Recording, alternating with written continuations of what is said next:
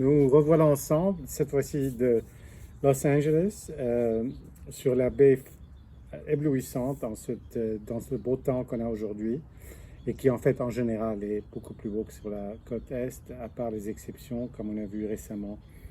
Et là, ça me permet de déguster des vins que j'ai en cave ici, que je reçois en livraison ici, qui ne sont pas disponibles sur la côte Est, comme cette belle bouteille de Bourgogne. Donc c'est un Bourgogne rouge de la côte chalonnaise par Robert de Vilaine. Donc c'est sa propriété sur la côte chalonnaise à Bouzeron. On a fait pas mal de dégustations ensemble, surtout sur les blancs et un rouge. J'y reviendrai dans quelques minutes. C'est d'un climat qui s'appelle la Digoine. Donc c'est la Digoine d'Aubert de Vilaine 2009. Et Aubert de Vilaine, comme on le sait, c'est le copropriétaire et co-directeur de la Romanée Conti, mais depuis un bon moment, il s'est établi tout seul avec sa propre propriété dans Bouzeron. Il fait des blancs et des rouges, de l'aligoté, du chardonnay, de l'aligoté que j'aime beaucoup d'ailleurs, du chardonnay et du pinot noir, pour vraiment établir sa propre marque et pas du tout en concurrence avec la Romanée Conti. C'est des vins beaucoup plus raisonnables, très bien faits, mais c'est des vins de village comme celui-là. C'est des premiers crus, il n'y a pas de grands crus, et donc c'est vraiment de la qualité avec le pedigree, si vous voulez, d'Aubert de Vilaine, mais quand même à des prix qui restent abordables. Il n'y a pas longtemps, nous avons vu ensemble une bouteille de La Fortune. C'était une de ces bouteilles, c'était en 2017 que j'avais à New York. Et c'est une parcelle voisine, c'est tout à fait à côté de la Digoine, qui a un autre climat au bas de au début de la côte chalonnaise, qui est vraiment au sud de Beaune. Et donc, c'est en bas de la colline, c'est un sol un peu plus profond. Les vignes de La Fortune sont en général plus jeunes. Celle-là, c'est un climat où il y a eu du vin depuis très longtemps.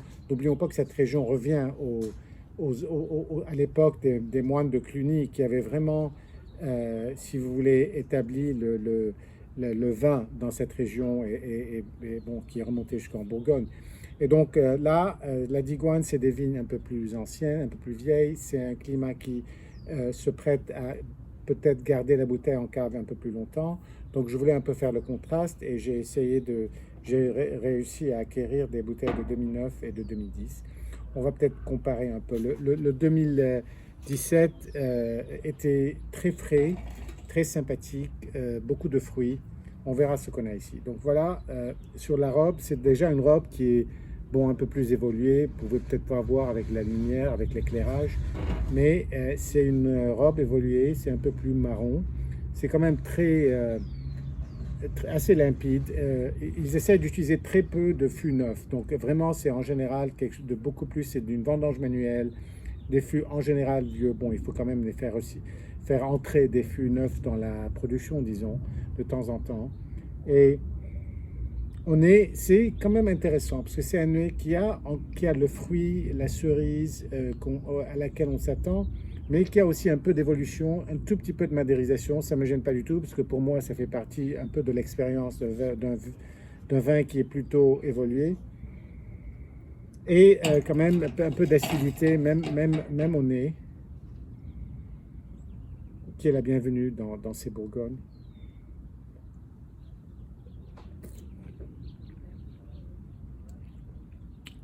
En bouche, c'est vraiment la cerise de nouveau, un tout petit peu d'écorce d'orange, un petit peu poivré quand même, qui est intéressant parce que ça donne une autre dimension, de la salinité qui reste sur la langue après avoir avalé.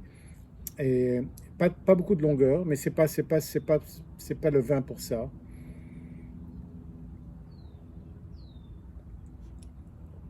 Un peu plus de matière, vraiment un peu plus dense, mais quand même très accueillant, très amical. C'est un vin qui est différent quand même de La Fortune. Bon, il y a 8 ans d'écart, mais aussi avec les vignes qui sont plus jeunes. La Fortune, c'était vraiment frais et pimpant. Celui-là est plus évolué, plus tranquille. Quelque chose je crois qu'il y a plus besoin peut-être de nourriture avec. Et bon, je vais m'en charger très bientôt On a mangé ça, on a pardon, bu ça hier au resto aussi, et c'était vraiment très bon. Et cette évolution lui donne un petit arrière-goût de terre, de champignons, une petite amertume qui, à mon avis, ajoute une autre dimension aussi à ce vin qui est vraiment très agréable. Ben voilà, et donc de la côte ouest, on va voir pas mal de choses ensemble. Et cheers et à très bientôt.